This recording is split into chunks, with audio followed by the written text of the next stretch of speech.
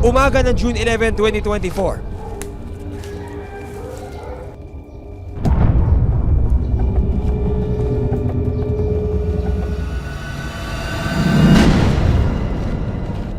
Isang bangkay ng tao ang natagpuan sa isang kakahuyan sa General Trias, Cavite.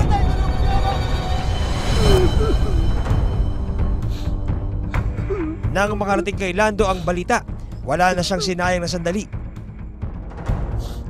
Sa cellphone video na ito, nakuha mismo ni Lando, makikita ang pagpunta niya sa lugar kung saan nakita ang labi ng isang tao. Pagdating sa lugar, naroon na ang mga pulis.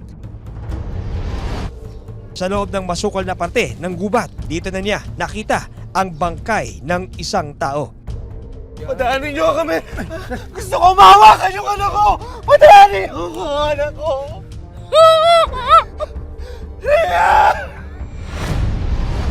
Ang katawan, kumpirmado, walang iba kung hindi ang kanyang anak na si Maymay.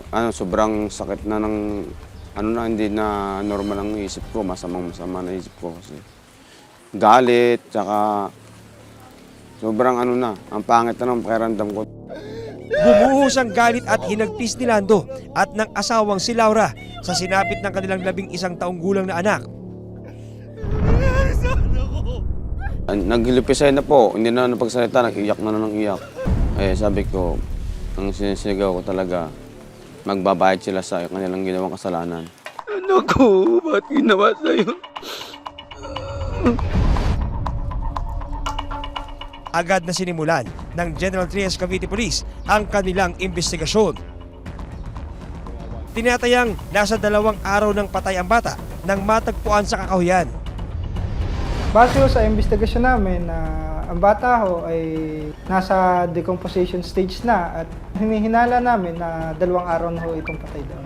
Nang pagdating ho namin sa pinangyarihan ng krimen na ang bata ho ay nakahiga, nakadipa at takbukaka.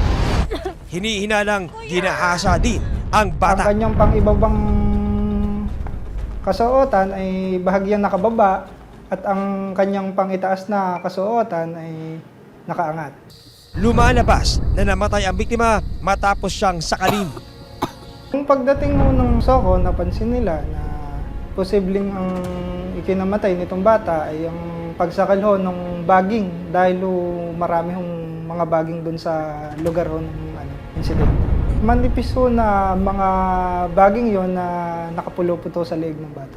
Halos kumapit na ho yung mga baging doon sa balik ng bata. Sa investigasyon ng mga pulis, isang lalaking residente na kinilala sa pangalang Oscar ang nakakita sa bangkay ng bata.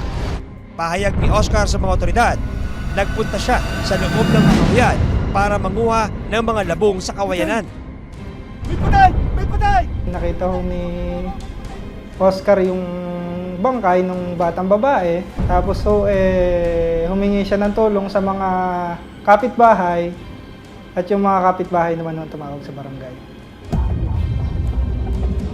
Pero ayon sa kapulisan, tila nakapagtataka ang naging pahayag nito ni Oscar.